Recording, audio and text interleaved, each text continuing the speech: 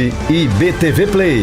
Notícias, esportes, entrevistas, shows e muito mais. Tudo isso em apenas um clique. Acesse redeibtvplay.com e dê um play. Eu já tô conectado, só falta você. Bora acessar a Rede IBTV.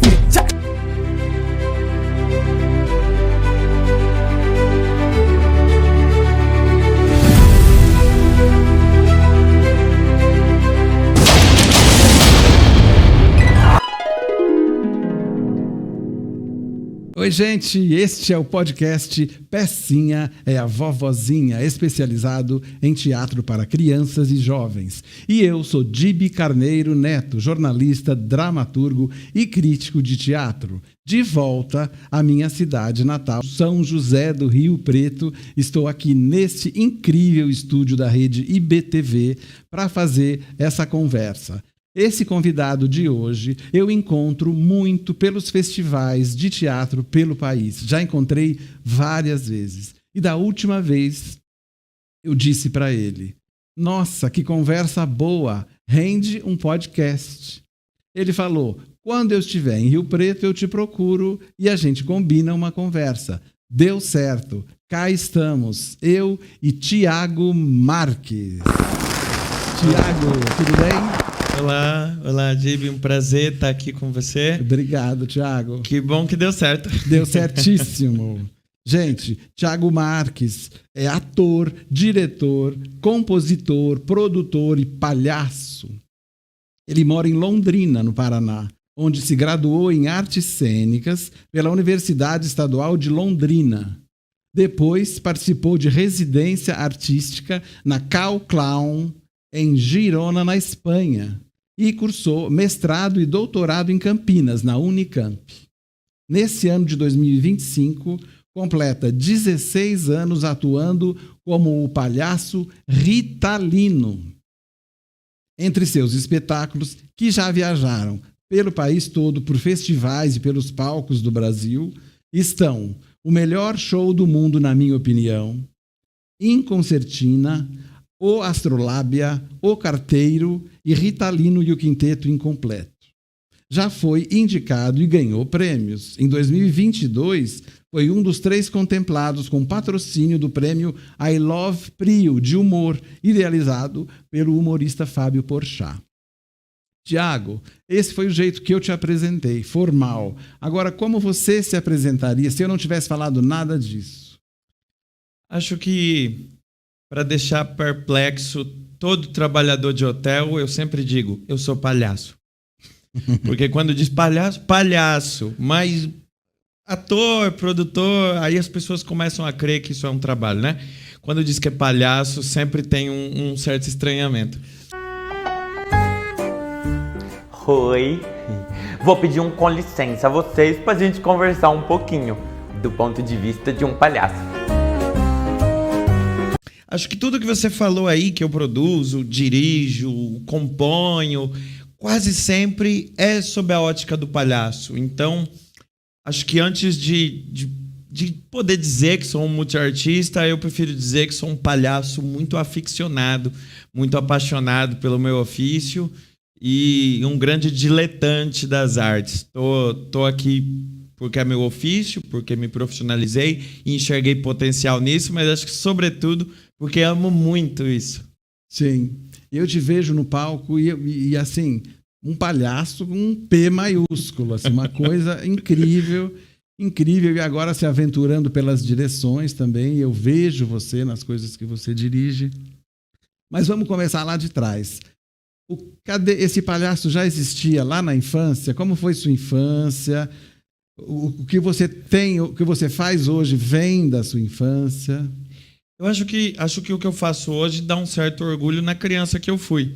Porque eu lembro, assim, de quando moleque, ouvi fita cassete com meu pai, né, de Barnabé, comediantes desse tipo, né, que faziam sucesso no rádio e faziam tipos caipiras, né, mas contavam causos e anedotas, né. Sou um grande fã de Rolando Boldrin.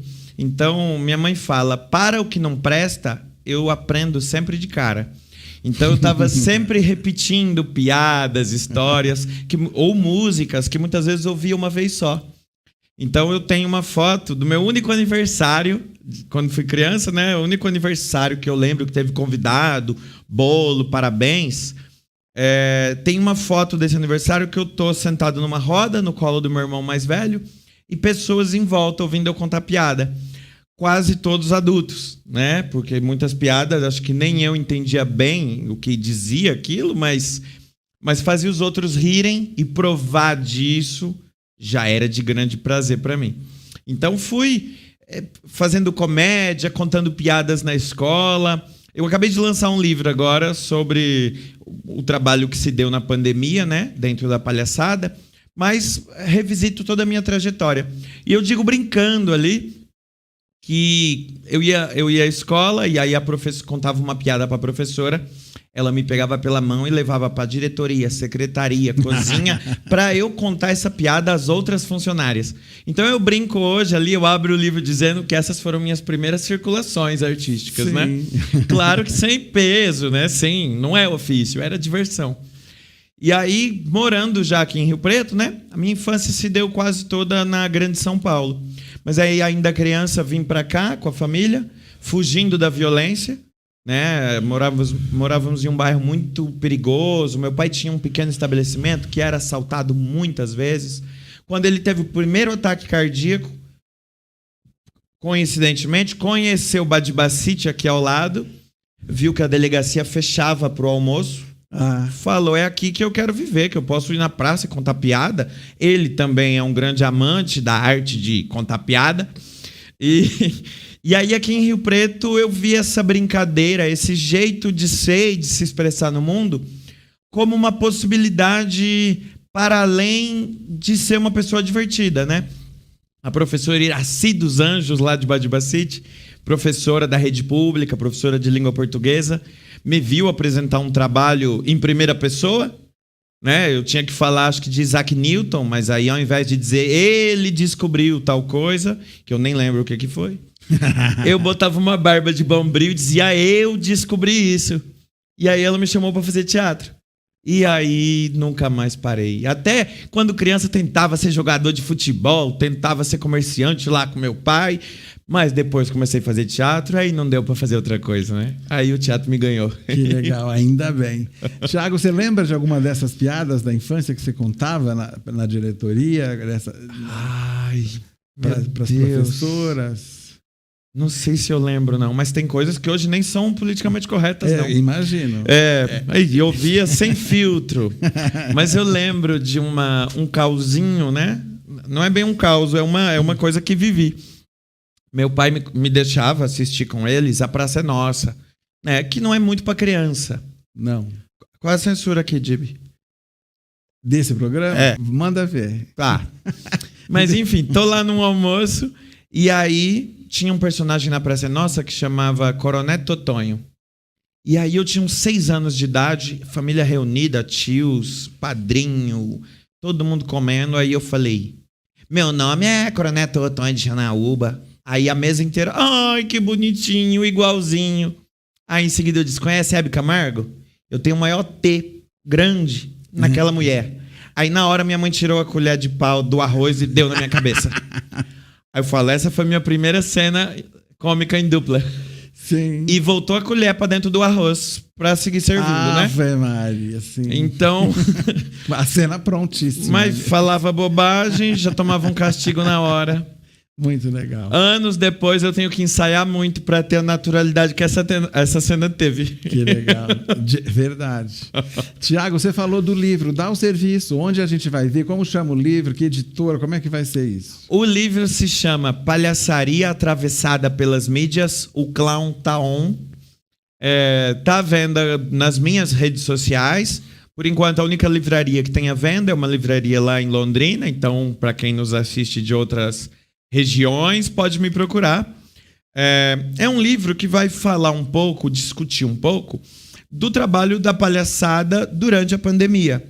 A pandemia, para muita gente, ela faz a gente correr para a web, mas na verdade a pandemia do ponto de vista aqui da reflexão artística, a pandemia só acelerou essa percepção, né? Porque já vinha uma corrente de artistas criando perfis, utilizando mecanismos ali da web.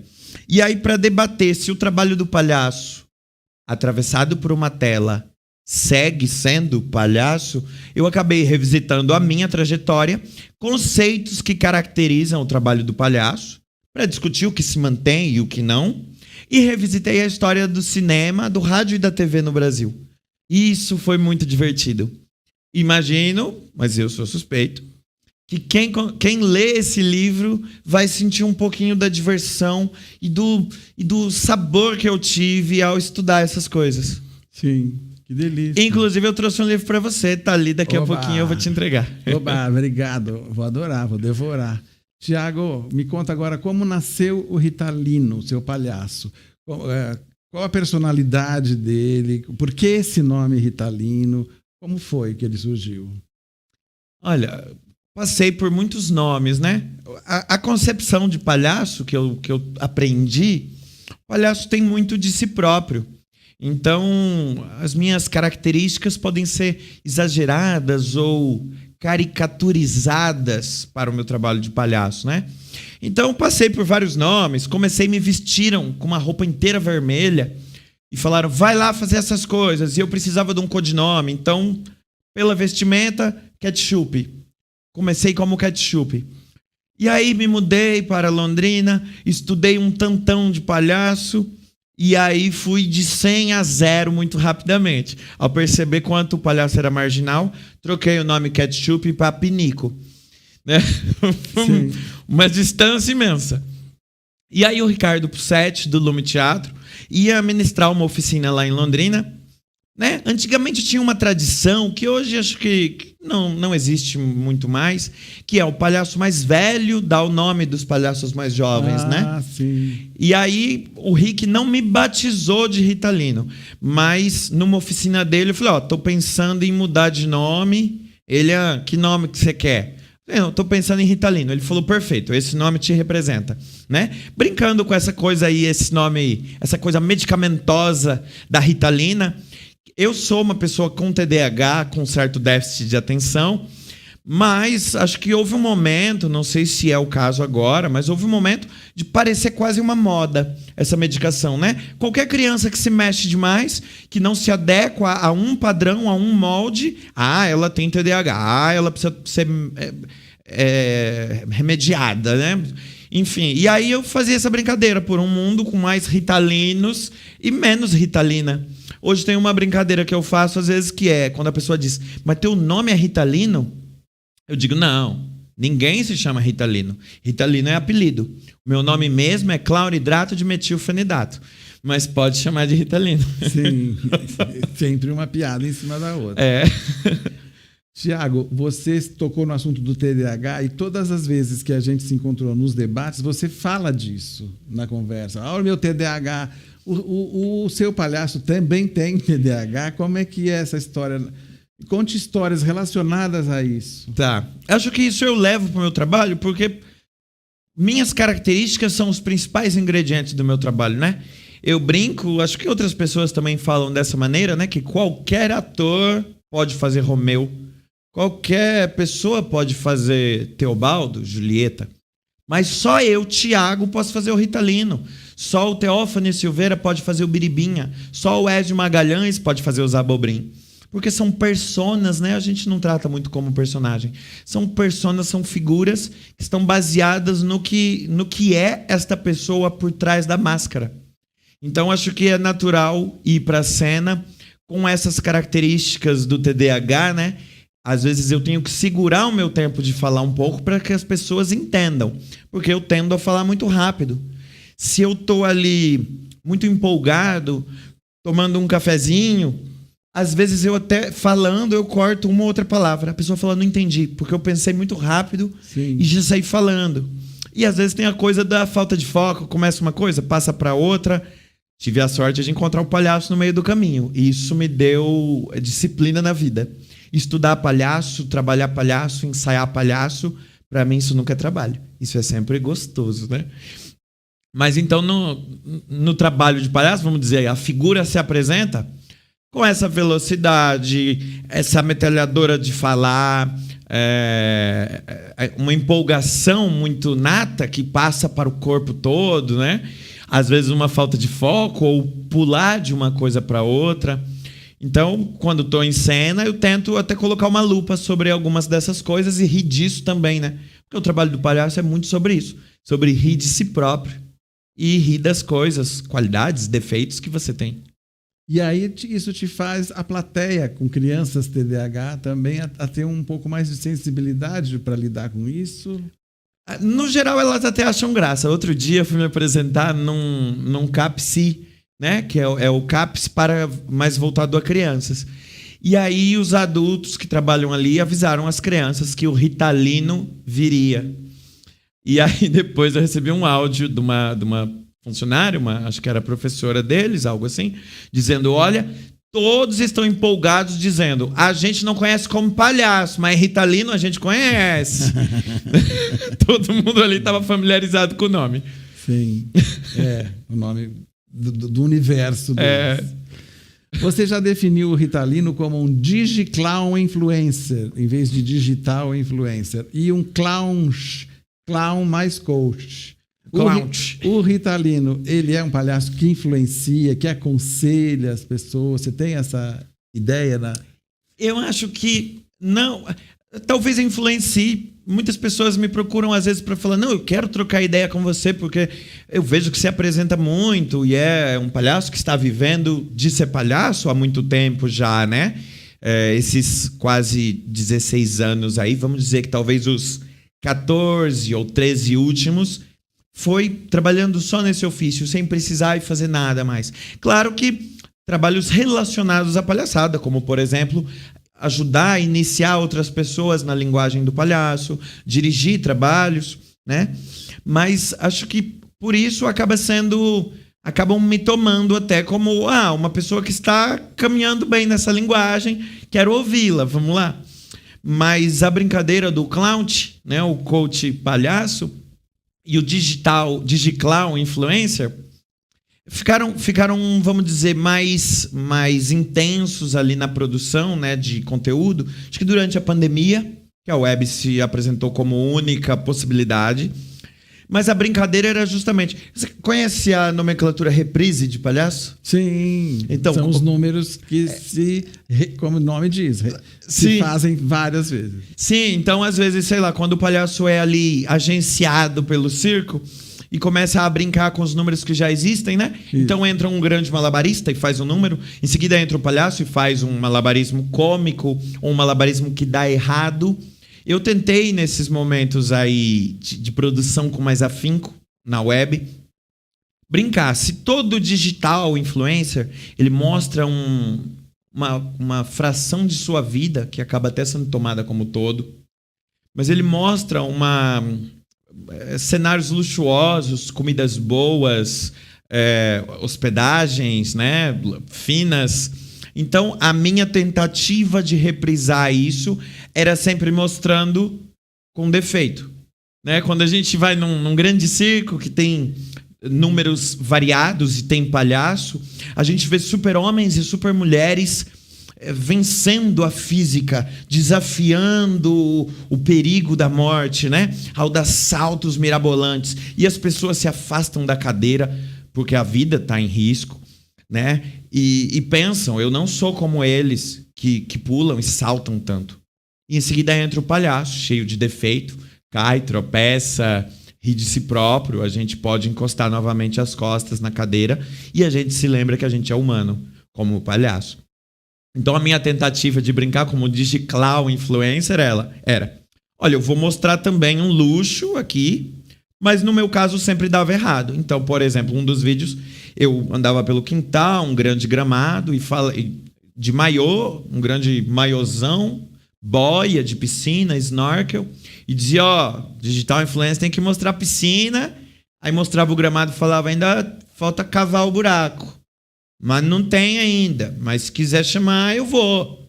Então era quase um momento de piscina, não tinha piscina. Então sempre tinha vamos dizer, uma resolução da cena pela derrota.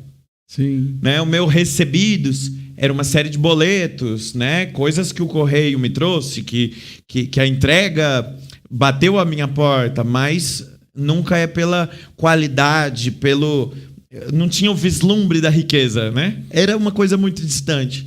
E o Clout era um coach, e aí também, claro, há profissionais excelentes nessa área, mas tem uma série de profissionais que duvidosos, para dizer o mínimo. Então a brincadeira também era um coach que diz a verdade, né? Então eram pílulas de bobagem, quase diariamente. Então vídeos de 30 segundos em que o coach dizia, olha, sei lá, não me ocorre nada agora, meu Deus.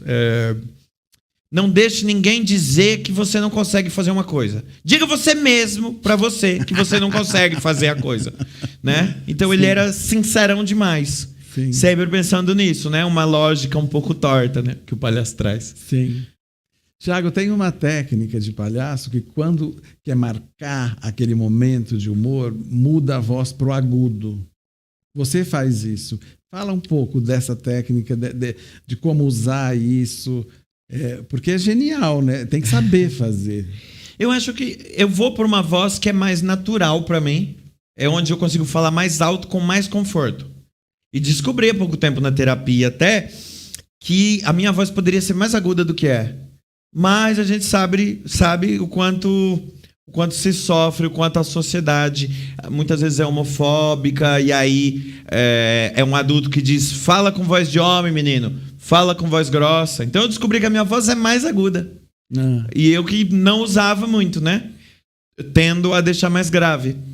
Mas na comédia, acho que quando eu tô em casa com amigos e vou contar algo, parece que eu sempre procuro uma maneira de contar que tem o punch final, que tem o desfecho, né?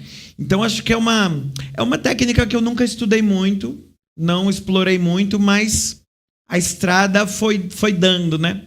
Tem uma coisa que eu acho muito bonita no trabalho do palhaço, acho que se estende a outras linguagens da cena também, que às vezes você faz uma piada e ela não funciona. E aí a gente pensa, a piada não funciona, vou tirar. E acho que esse tempo de estrada foi me dando um pouco de paciência comigo mesmo, que uma piada não funcionou. Mas a piada não está baseada só na maneira como... no conteúdo do texto. Então, às vezes, a piada não funcionou, mas talvez eu não falei bem, talvez eu não dei o tempo cômico, talvez eu não estabeleci uma lógica para dizer a piada, talvez esta plateia não tenha essa vivência, né? Por exemplo, se conta uma piada de uma pessoa que teve um derrame, talvez alguém ria. Quem perdeu o pai vítima de um derrame não vai rir. Não. Tem um livro brasileiro da Alice Viveiros de Castro que tem vamos dizer, uma parábola, uma coisa que ela diz ali que eu acho genial. Que ela fala que estão as pessoas ali numa missa, o padre diz algo e todo mundo que está presente ri, menos um cara. E aí alguém do lado fala, você não vai rir não, meu? Você não achou graça? Ele fala, não, é que eu sou de outra paróquia. E o riso é muito isso, né? Claro, o palhaço acaba procurando uma universalidade no seu trabalho, né? Se diz que uma queda vai funcionar, por quê? Porque a gravidade existe no planeta inteiro. Se cai aqui em Rio Preto e se cai em Pequim. Quando é falado, aí nicha um pouco mais, né? Então, acho que quando uma piada não funciona, tem tudo isso para se analisar. Então, a paciência que a vida, que a carreira foi me pedindo fez a piada e não funcionou, siga com a piada um tempo, mas modifique o texto, modifique a maneira de falar, modifique a hora de olhar, pode ser que ela funcione. Então vamos dizer que os testes maiores junto com o público. E eu não estou dizendo para ninguém estrear sua obra sem ensaiar, tá? Mas é que o treino para um palhaço é um encontro, né? O palhaço precisa do ao vivo, precisa olhar no olho e ir adequando ali a sua atuação à medida que já tem o retorno, já tem o feedback de se aquilo funciona ou não. Né? Acho que falei há pouco, né, de ter revisitado um pouco a história do rádio e da TV no Brasil. Acho que a gente acaba entrando nessa seara porque muitas rádios, principalmente as rádios antigas, têm auditório. E tem gente que fala, por que uma rádio tem auditório, meu Deus? Porque quando começa, o Dib deve saber disso, quando começa, eles pegam ali artistas do teatro, artistas da comédia e trazem para a rádio, porque precisa criar conteúdo. E aí, rádio e TV, quando começam e ainda não são uma linguagem própria, vão buscar seus conteúdos no teatro. E aí, como os comediantes do teatro precisam olhar no olho da plateia para ajustar ali sua atuação, o seu tempo, sua velocidade, perceber o que agrada mais, a rádio começa a ter auditório para ter plateia. E os artistas tá indo pelas ondas do rádio, mas tem alguém para ele olhar no olho. Quando eu fazia trabalhos online em casa, a minha companheira quase sempre se sentava perto da câmera, do outro lado da câmera, e eu tinha um público para conseguir me ajustar também, olhar no olho e não ficar, vamos dizer, muito órfão da relação com o público. Sim. Tiago, outra coisa que você sempre fala na entrevista é dela, da sua esposa, da sua companheira. Me fala do papel dela na sua vida, qual é o nome dela, o que ela faz para o seu palhaço Ritalino ser tão bem sucedido. Olha, eu falo sempre, isso é certo. Em todo bate-papo eu acabo falando que eu tenho TDAH, mas isso é uma defesa. Quer dizer, quando eu já digo, olha, eu sou TDAH, para mim tá implícito que em algum momento eu vou perder o fio do que eu tô dizendo e vou te perguntar, o que eu tava dizendo? Né? Então eu já explico que isso pode acontecer. E a minha companheira é a Vanessa, né? Eu digo para todo mundo, eu sou testemunha da Vanessa. Porque onde eu vou, eu falo dela e falo muito bem. Isso. A Vanessa, já tentei trazer ela aqui pro meu lado, mas ela trabalha em uma outra empresa, não quer trabalhar comigo. Talvez pensando na sanidade do nosso relacionamento, na saúde, na longevidade disso. Mas a Vanessa, quem conhece, sabe que ela é uma pessoa incrível. A gente tem a sorte de quando ela tem lançamentos lá na empresa dela e quando eu tenho estreia do espetáculo, essas datas quase nunca batem. Então, nós dois somos muito presentes quando é esse momento ápice da criação, um do trabalho do outro, né? Mas a Vanessa é uma pessoa muito sensível às artes. Então, ela já fez aula de dança, de circo, de teatro. Talvez por isso olhou mais profundamente, olhou com mais carinho, mais paciência para um pobre palhaço. Sim, um pobre. Tiago, você falou que faz terapia. Me fala, a terapia ajuda o Ritalino também? Ou você leva o Ritalino para a terapia? Conta um pouco. Levo sim. Você faz a sua terapeuta rir bastante, ou o seu terapeuta? Às vezes até dá uma tristeza na gente, porque ele ri de mim quando eu tô falando sério. Quando o intuito não é fazer piada. Mas faz um tempo que eu faço, acho que todo mundo devia fazer. Acho que o trabalho do artista, do ator, do palhaço é muito sobre conhecer a si próprio. Por isso eu acho que numa faculdade de artes cênicas a gente tem uma certa evasão também. Porque o nosso... Não gosto de chamar de objeto, mas... Enfim, o nosso estudo não é sobre uma coisa distante. Nosso estudo é sobre nós mesmos. E às vezes a gente não quer ou não está preparado para lidar com certas coisas, certas mazelas, certos traumas que a gente traz. Então já faz um tempo que eu faço terapia. E aí eu acho que é indissociável, né? O Ritalino vai junto na terapia, porque estou aí sempre brincando, também querendo causar o riso. Quem me conhece sabe que fora de cena eu sou muito mais ranzinza do que em cena.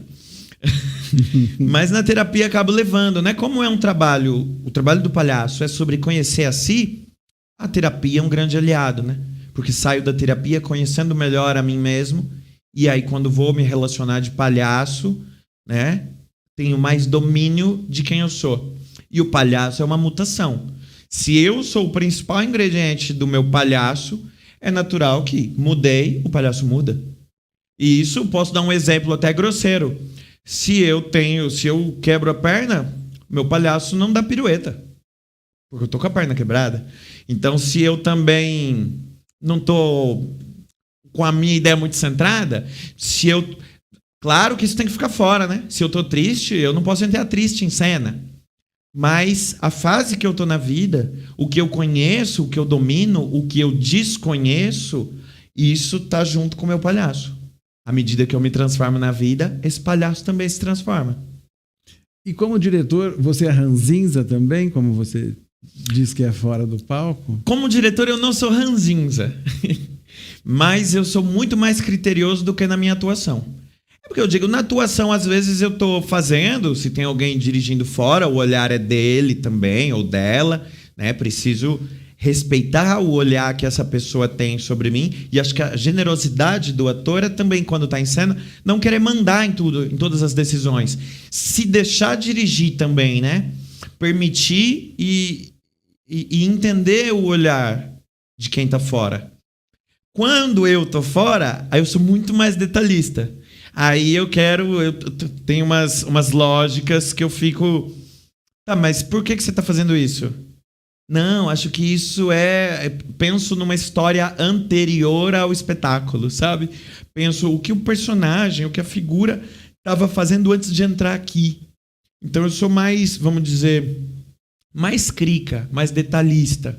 Então, claro, tudo que está em cena conta.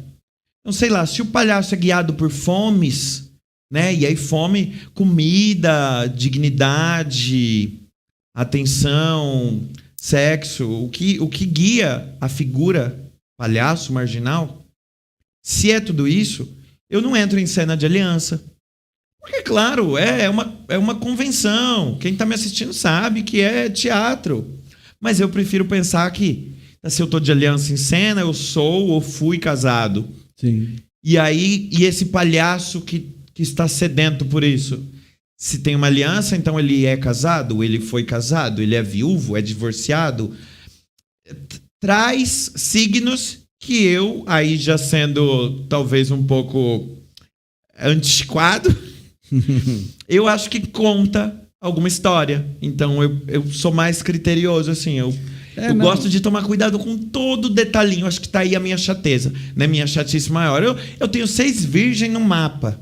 Sei. Então, olha, a pessoa diz que quem tem um virgem já é uma pessoa meio chatinha. Eu tenho 6 em minha defesa. Nossa, é muito perfeccionismo, meu Deus do céu. Mas, falando da Vanessa de novo. Sim. Vanessa é Sagitário. Então, com a Vanessa eu aprendo muito. Acho que é uma das belezas aí da nossa relação. É conseguir tentar respeitar, lógico, o tempo do outro e se permitir também o contágio, né? Então hoje eu sou muito menos virginiano por conta de uma relação já de mais de 10 anos com uma pessoa de Sagitário, né? A Vanessa, eu vou contar aqui, depois ela vai me brigar, hein? A Vanessa, pelo menos quando a gente estava mais no começo, a gente passava numa loja de sapato, se ela comprasse um sapato, ela pedia para embalar o sapato velho. Porque ela queria sair da loja usando o novo já. Sim. Eu não faço isso. Mas hoje a gente não tenta... Sei lá, por exemplo, em casa não tem um copo de visita. Ou copo que a gente usa no dia a dia. Como é na casa dos meus pais. Né? E esse copo aqui é para quando vier uma visita. Em casa a gente usa tudo sempre, porque a gente pensa, o dia da visita, às vezes o copo já está fora de moda, vai cair, vai quebrar.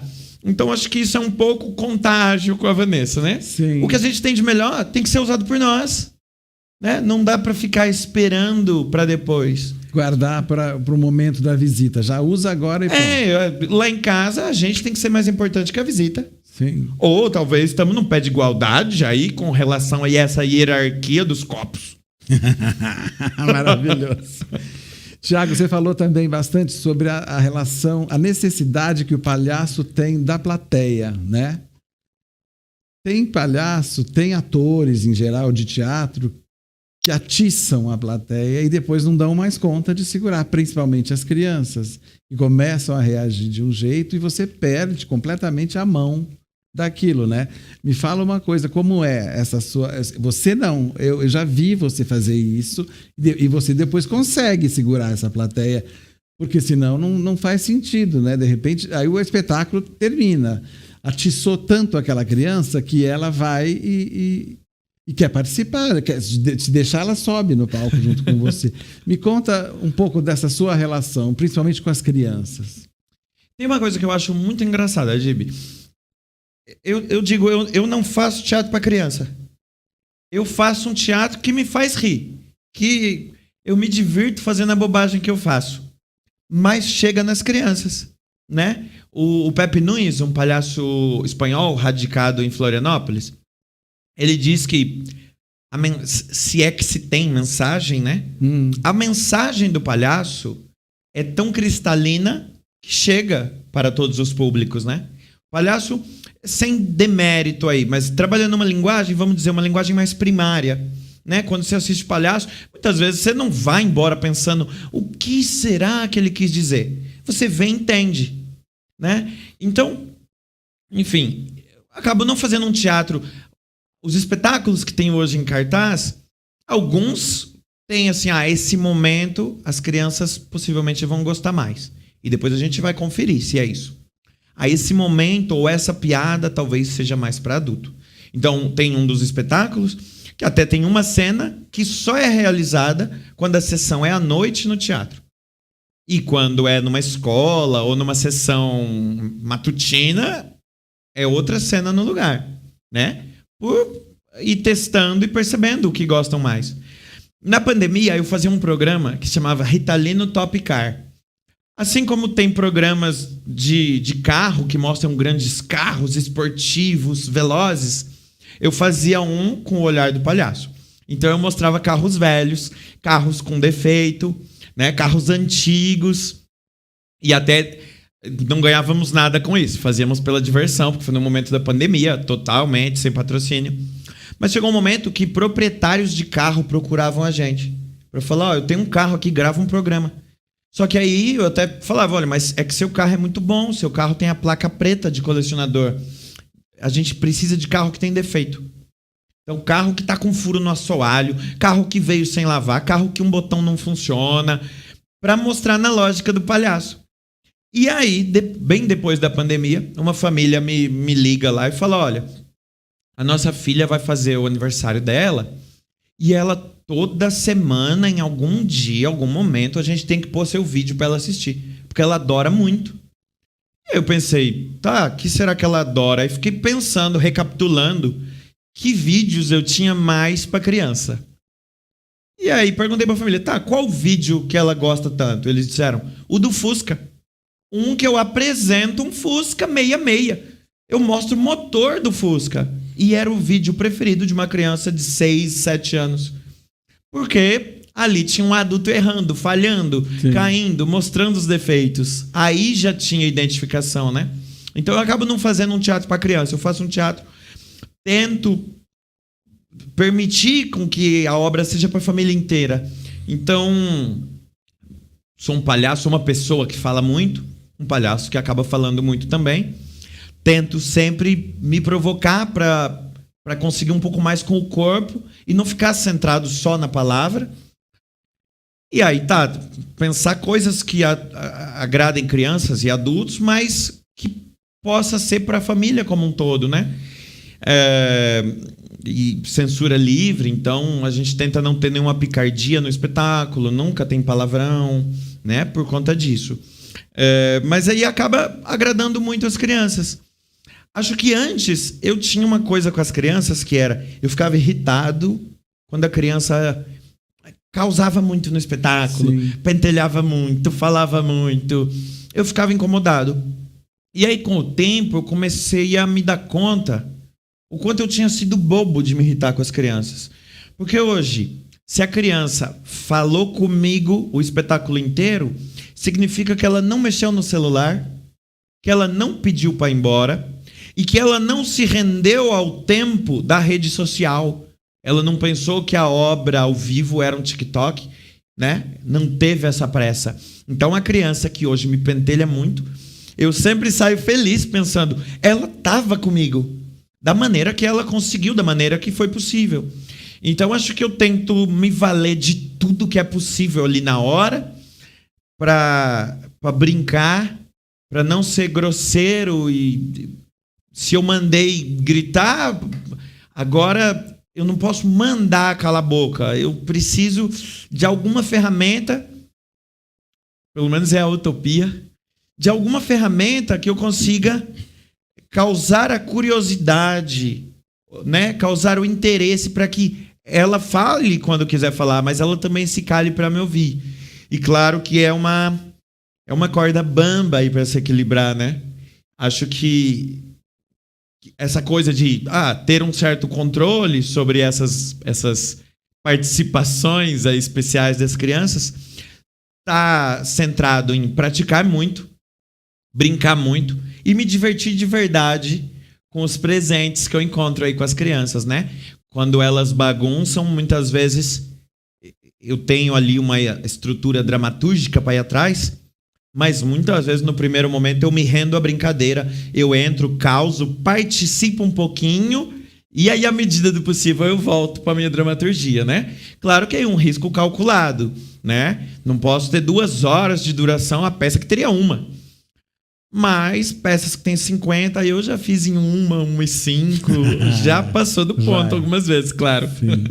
E você já levou para sua dramaturgia esses momentos que aconteceram na plateia, se transformou em dramaturgia, alguma coisa que aconteceu na sua vivência com as crianças, da plateia, você lembra?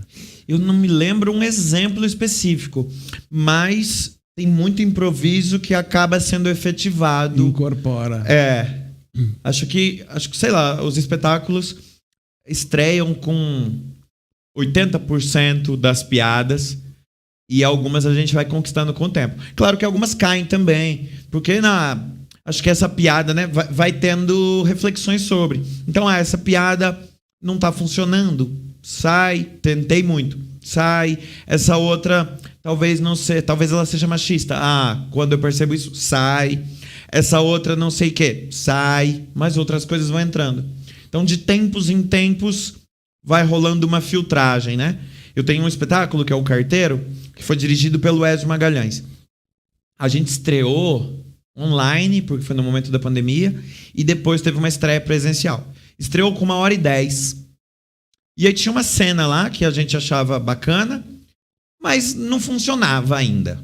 Eu acho que talvez nunca teve o tom, né? Nunca achei esse tom. E aí fui fazer uma circulação no Rio de Janeiro. E aí, para aquela piada, eu precisava de coxias e muita coisa.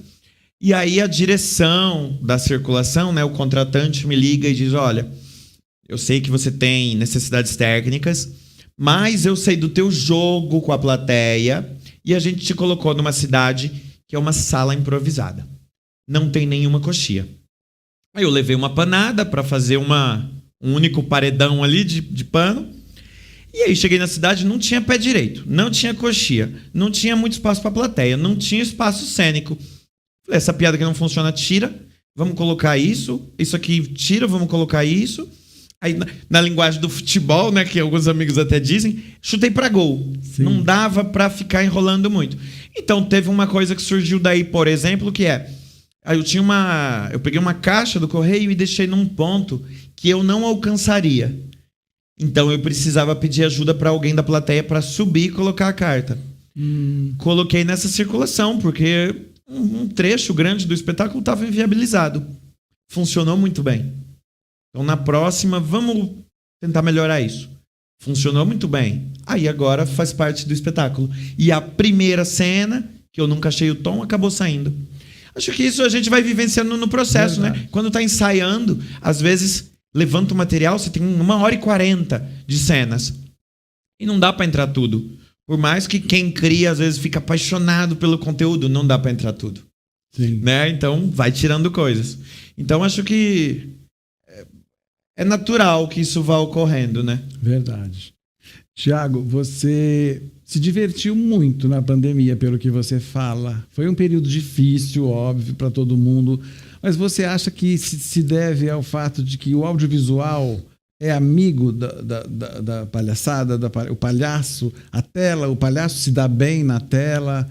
Como é que é isso? Porque você se deu muito bem. A gente vê até hoje as suas coisas lá na sua página do YouTube, né? E funcionou. vamos dizer, não sei se eu posso dizer me divertir. Acho que essa palavra é forte para um momento daquele. Sim. Porque assim, eu fiz um espetáculo que era online e ao vivo. E aí as pessoas muito generosas, durante a apresentação, digitavam ah. Então Sim. elas me davam um pouco o tom do ao vivo, né? Em determinado momento eu era um guru, então eu falava, olha, senti uma mensagem com Gibi Carneiro, por favor, ligue sua câmera. Eu tenho um recado para dar para você. E aí a pessoa tinha que ligar a câmera, né? Porque era ao vivo, era numa sala de reuniões, né? A pessoa às vezes ligava na hora, às vezes demorava um pouquinho. Mas depois chegava para mim mensagem de outras pessoas dizendo, olha, a gente estava assistindo aqui de pijama. Quando você pegou o primeiro, foi uma correria tremenda dentro dessa casa, todo mundo querendo se vestir, porque você podia chamar, né? E a gente não podia aparecer pelado quase. Então aí acho que se conserva talvez um pouco do friozinho na barriga de quando o palhaço diz preciso de um voluntário. Mas muito, muito, muito menor. Acho que o criar conteúdos teve um certo êxito, talvez até mais para os palhaços que outras linguagens, porque acho que o palhaço se conservando esse pilar do errado, da lógica pela derrota, perpassa muitas linguagens e segue aí, né? No teatro a gente fala, não, filmado não é teatro. Mas para o palhaço não tem tanto esse questionamento, tanto é que se a gente fala em Chaplin, em Buster Keaton, Gordo e o Magro, o Chaves, o Mr. Bean, todo mundo considera palhaços. Exato. E o trabalho deles é difundido pelo cinema, pela TV, né? Então acho que a gente teve a alegria de poder contribuir com conteúdo no momento da pandemia e a minha diversão, me diverti criando coisas, né? Porque estava 100% entregue naquela criação. Mas os principais foram dando vazão à minha criatividade, eu mantinha minha sanidade. Isso. E eu conseguia prolongar a minha relação com o público, né, que era apartado. Então, claro, disponibilizei muitos vídeos gravados e muitos artistas disponibilizaram espetáculos gravados. A gente criou um online ao vivo, que não tem aí disputa de mérito, mas pra gente ter o ato efêmero, podendo interagir, vamos dizer que era a maneira como a gente se colocava no mesmo lugar, né? Isso aparece no meu livro também, essa discussão, né? Essa reflexão. O teatro é definido muitas vezes por isso, né? É um ato efêmero, não tem play ou pause. Se você vai ao banheiro, você perde. E precisa do encontro carnal no mesmo local. Então, estamos aqui no mesmo estúdio e isso configura, né, a nossa correalização do evento presencial. Acho que na pandemia as artes de palco tiveram uma licença poética de dizer, olha, estamos todos com avatares no terreno virtual. Então, no momento da pandemia, que o presencial é proibido, aqui estamos juntos, correalizando eventos efêmeros. Isso podemos chamar de teatro. Naquele momento. Podemos ainda falar, não, aquilo é teatro online, aquilo é web teatro, é web espetáculo. Eu acho que é uma licença poética. Né? A arte tem que ser. Mas tem que ser. Tem que ser pelo contexto. Então, tínhamos o online, então no online era. Se me perguntar hoje, online é teatro? Não sei. Não sei. Precisamos de novas reflexões. Sim. Mas naquele momento eu acho que era. Então foi sobretudo manter a sanidade. Sim. Mas eu pude rir muito e muita gente me disse que riu com esses conteúdos, né, que foram disponibilizados. É isso. E tá tudo lá pra gente ver. É @palhaço Ritalino, é isso? Procura Palhaço Ritalino que acho que só encontra eu. Exato. No final do espetáculo seu Em Concertina, o Palhaço Ritalino fala um verso do poeta Manuel de Barros. Eu penso em renovar o homem usando borboletas. Você acha que o palhaço é poeta sempre? O palhaço tem de ser poeta sempre? Você procura esse lado no palhaço, no que você faz? Eu acho que sim, sempre. Tem uma frase não me lembro de quem é, não sei se é do Bergson, que diz: o palhaço é poesia em cena. E a poesia nem sempre é uma coisa só, né? Muitas vezes quando a gente pensa em poesia, pensa, poesias românticas. Mas, gente, tem poesia cômica, tem poesia de amor, tem poesia de tudo, né? Eu gosto dos poetas do Nordeste, então tem um exemplo ali que eu acho bonito, que é uma pessoa da plateia dar o mote para o poeta, né? Ela fala uma frase e o poeta tem que fazer um verso com aquela frase. Então a pessoa diz assim: poeta, faça um verso dizendo: quem tem amor tem ciúme, quem tem ciúme quer bem. E aí o poeta, para usar essa frase, diz: eu possuí um machado de uma têmpera muito boa e pedi à minha patroa que não fizesse emprestado, pois podia alguém amolar virando gume. Quem tem amor tem ciúme, quem tem ciúme quer bem. Então o amor dele ali é pelo machado, né? Enfim, então eu procuro, a coisa do hiperfoco. Sempre que estou montando um trabalho, eu procuro me abastecer o máximo possível com aquilo, né? Isso em todos os espetáculos. Começo a fazer um espetáculo, daqui a pouco tem uma pasta no Pinterest de referência visual e filmes relacionados, documentários, entrevistas, livros, músicas. Todo espetáculo eu crio playlists de músicas. Nenhuma entra no espetáculo, mas elas vão me abastecendo. Então, por exemplo, concertina mesmo que você citou, sempre ouvia antes de ensaiar, lia o Manuel de Barros, mas ouvia também o Conto do Sábio Chinês do Raul Seixas, falando, era uma vez um sábio chinês que sonhou que era uma borboleta voando, sei lá o quê. Mas, enfim, acho que o se abastecer, o tentar se transportar para aquele universo, eu vou buscando tudo que eu tenho por perto. E aí a poesia acho que faz parte.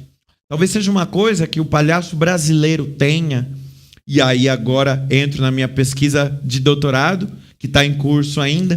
Sim. Mas estou comparando alguns tipos de palhaço e palhaços de picadeiro, mas estou voltando um estudo também para o cavalo marinho, né? Que lá tem figuras cômicas e que traz música, dança, teatro e poesia. Então, como filho de nordestino, escuto poesia desde pequeno. Poesias da tradição oral, poesias declamadas e não escritas, né? Então, acho que todo o trabalho meu, sempre eu procuro ter poesia, ou às vezes ter cartas na manga, não é? Tem um palhaço, acho que o Pepe Nunes ainda, ele contava uma coisa que eu acho bem bonita. Que ele falava de um amigo dele que ia para a rua se apresentar e passar o chapéu. E aí ele disse que às vezes o amigo voltava triste e dizia: saí com 5 números e tive que fazer todos. E às vezes o amigo voltava muito feliz e dizia: saí com 5 números, não fiz nenhum.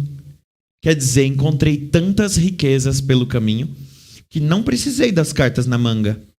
Então acho que a poesia, como é uma coisa que eu gosto muito, me acompanha. Então, sei lá, se eu chego numa praça para apresentar e preciso passar o som, eu não fico só 1, 2, teste som, 1, 2, teste som. Mas eu tô com o microfone e preciso falar. Então, às vezes eu digo: o homem que bem pensar não tira a vida de um grilo. A mata fica calada, o bosque fica tranquilo e a lua fica chorosa por não mais poder ouvi-lo. Então, para mim, são versos que me enchem o coração. Estão na manga, vão comigo, me acompanham. Então, quando tem a oportunidade de encaixar numa obra, né? Tem um outro palhaço argentino, Tchakovati, que diz, ele é até mais radical, né, no que diz. Ele fala: nem interessa de quem é a piada. Se você precisar dela de frente com o público, é mais importante fazer esse público feliz. Sim. Então, se você precisa daquele texto, use, né? Então eu carrego comigo as poesias que me enchem o coração. Porque no fim, meu trabalho de palhaço é um pouco fazer o que me diverte também. Acho que quando você tá ali entusiasmado com a coisa, por tabela, o público acaba se entusiasmando também. Então eu gosto de pensar que eu atuo fazendo o que eu gosto para que gostem também. Sem dúvida. É a vontade, não sei se vão gostar sempre, né? É risco sempre. Sempre. Você me diga uma coisa, você citou um argentino, quem são seus mestres, seus espelhos, seus ídolos? Eu sou rato de oficina, né? Já fiz muita oficina.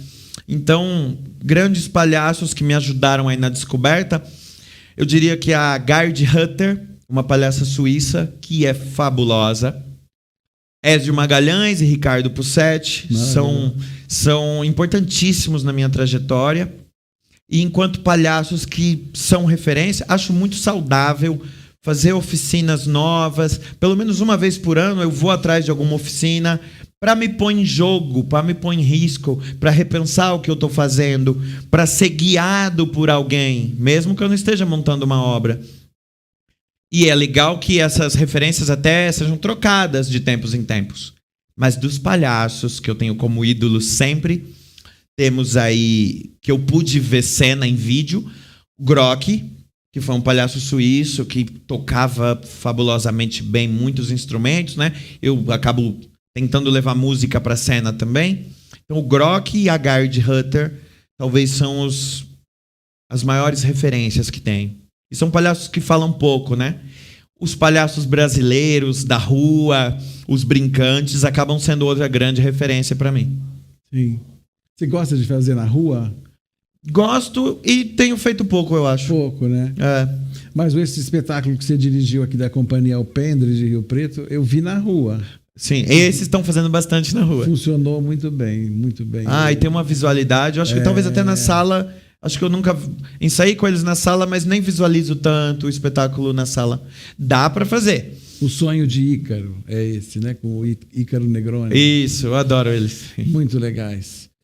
Me diga uma coisa, você falou também de... Você estava... Ai, pronto, agora eu que estou com TDAH. TDAH, hein, Dibe? Oficinas. Você falou de oficinas que você faz, mas você também dá oficinas. Você é oficineiro. Você gosta de ensinar, de transmitir? Nossa, gosto muito. Gosto muito. Porque quando eu ensino, muitas vezes eu me pego assim, ó. Tento chamar atenção para uma coisa. Claro que não existe uma forma só de fazer, né? Então acho que é um grande exercício para mim o entender que eu, como palhaço, tenho uma lógica de agir, de pensar e de falar. E a outra pessoa tem outra lógica. Então, isso tanto na oficina quanto na direção. Eu preciso provocar para que essa pessoa faça coisas, tente encontrar uma maneira de se expressar ali pela bobagem, mas tentando entender e respeitar a lógica dela. E aí, muitas vezes, quando quero fazer uma provocação a essa pessoa, eu preciso elaborar um exemplo, uma história ou possibilidades. E nessa elaboração, muitas vezes eu me pego ao final do trabalho, da oficina, pensando, não, eu falei uma coisa para ela que eu já sabia e que eu já tinha pensado antes e dito a outras pessoas. Mas parece que eu elaborei uma coisa junto que eu nunca tinha parado para pensar. Então, acho que quando a gente ensina, aprende muito, aprende muito.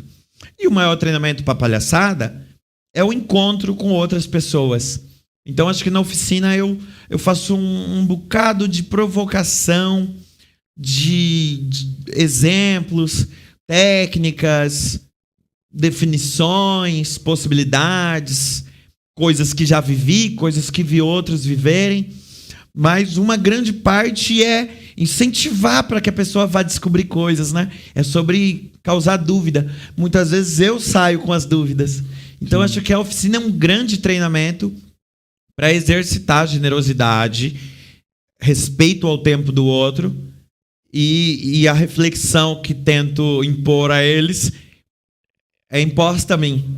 Então é muito prazeroso pra mim. Eu digo, pra falar de palhaço, eu fico horas falando. Sim. Só que eu não posso deixar meus contratantes saberem disso, né? Porque senão nunca mais paga pra nada. Não. Tiago, para a gente já começar a encerrar esse papo delicioso, me fala assim, que temas faltam para você? Que temas você quer explorar nos seus próximos espetáculos? Que assunto você acha que falta no seu repertório? O que o mundo está precisando ouvir de você? Que pergunta difícil, Dibi. Eu não sei, sempre fico pensando, quero montar um espetáculo novo e arrasto essa vontade um tempo, porque as ideias são transitórias, até que um tema se apresenta para mim como urgente, né? Fica martelando ali. Quando ia montar o espetáculo do Carteiro, vi uma bicicleta pequenininha e ela me chamou a atenção. E eu não pensei em montar o espetáculo. E fui ser gosto na vida. E aí li uma matéria que dizia que na Alemanha estavam testando entregadores do correio robôs.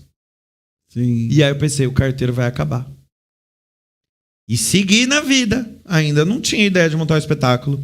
E aí vi uma notícia num jornal velho que dizia, né? Um jornal impresso velho, mas eu pego um jornal impresso, eu não jogo fora de cara, eu dou uma olhadinha, o que tem nele ali. E aí dizia uma pesquisa de, acho que era 2005, uma coisa assim, perguntando aos entrevistados brasileiros qual profissão mais passava confiança. Em primeiro lugar estava o bombeiro, mas em segundo era o carteiro. E aí parece que naquele momento me acendeu uma luz. Foi, o carteiro quase o que mais passa confiança.